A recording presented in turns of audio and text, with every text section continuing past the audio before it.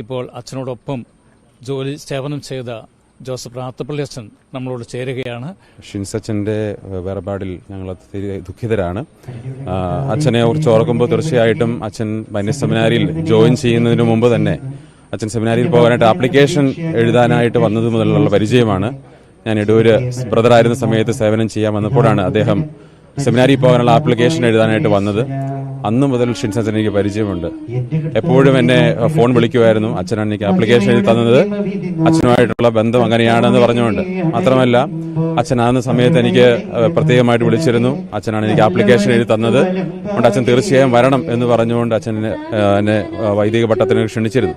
അതിനുശേഷം എവിടെ ഞങ്ങൾ ഒരുമിച്ച് വന്നാലും എന്നെ ഇൻട്രൊഡ്യൂസ് ചെയ്ത അച്ഛൻ ആദ്യം പറയുന്ന വാക്കുകൾ തന്നെയാണ്. എനിക്ക് സെമിനാരിയിൽ പോകാനായിട്ട് ആപ്ലിക്കേഷൻ എഴുതി തന്നത് സുബിനച്ഛനാണ് എന്ന് പറഞ്ഞ് എന്നെ പരിചയപ്പെടുത്തുമായിരുന്നു. ആ ഒരു വലിയ ബന്ധം അച്ഛനുമായിട്ടുണ്ട്. മാത്രമല്ല, അവസാനം ഈ ഫൊറോന, ഞങ്ങൾ കാസർഗോഡ് ഫൊറോനയിലാണ് സേവനം ചെയ്ത് ഒരുമിച്ച്. നമുക്കറിയാം, കാസർഗോഡ് ഫൊറോന വളരെയധികം വിശാലമായ ഒരു ഏരിയയാണ്. അപ്പം മുള്ളേരിയ എന്ന് പറയുന്ന പ്രദേശത്തിന് അടുത്ത് തന്നെയാണ് ഞാൻ സേവനം ചെയ്തത്, ഹൊസങ്കടി.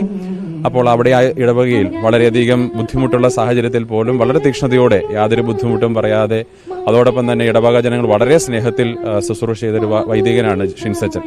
ഞാൻ ഓർക്കുന്നത്, അദ്ദേഹം ഇടവക ജനങ്ങളെല്ലാം കൂട്ടി കഴിഞ്ഞ അവധിയുടെ സമയത്ത് തീർത്ഥയാത്രയൊക്കെ പോവുകയും വിവിധ പ്രോഗ്രാമുകൾ വളരെയധികം ക്രിയാത്മകമായിട്ടൊക്കെ സംഘടിപ്പിക്കുകയും ചെയ്തിരുന്നു എന്നുള്ളതാണ്. അത്രയും തീക്ഷ്ണതയോടുകൂടെ ശുശ്രൂഷ ചെയ്തൊരു വൈദികനാണ്. തീർച്ചയായിട്ടും ഇപ്രകാരം ഒരു വേർപാടിൽ ഞങ്ങളെല്ലാവരും അതീവ ദുഃഖിതരാണ്. ദൈവത്തിന്റെ പദ്ധതി തീർച്ചയായിട്ടും അപ്രകാരമാണെങ്കിൽ അങ്ങനെ സംഭവിച്ചു. നമ്മൾ ദൈവത്തോട് പ്രാർത്ഥിക്കാം, അദ്ദേഹത്തോട് മാധ്യസ്ഥ അപേക്ഷിക്കാം. തീർച്ചയായിട്ടും ഒരു യുവ വൈദികൻ, ആ ഒരു കൂട്ടായ്മയും സ്നേഹവും ഞങ്ങൾക്ക് എപ്പോൾ ഉണ്ടായിരുന്നു. തുടർന്നും അദ്ദേഹത്തിന്റെ സ്വർഗീയ വാസത്തിൽ ഞങ്ങൾക്ക് വേണ്ടിയും അദ്ദേഹം പ്രാർത്ഥിക്കുമെന്ന് തീർച്ചയായിട്ടും ഞങ്ങൾ ഉറച്ചു വിശ്വസിക്കുന്നു.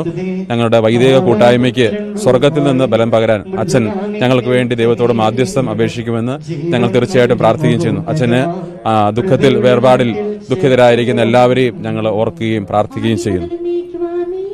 താങ്ക് യു അച്ഛാ.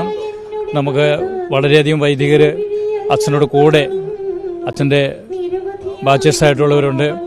എല്ലാവരും വളരെ ദുഃഖത്തിലാണ്. നമുക്ക് അവരെ ഓരോരുത്തരെ നമുക്ക് കാണാം. അവരുടെ ഹൃദയത്തിൽ നിന്നും ഉയരുന്ന ആ നൊമ്പരം നിറഞ്ഞ വാക്കുകളും അച്ഛനെക്കുറിച്ചുള്ള ഓർമ്മകളും നമുക്ക് പങ്കുവയ്ക്കാം.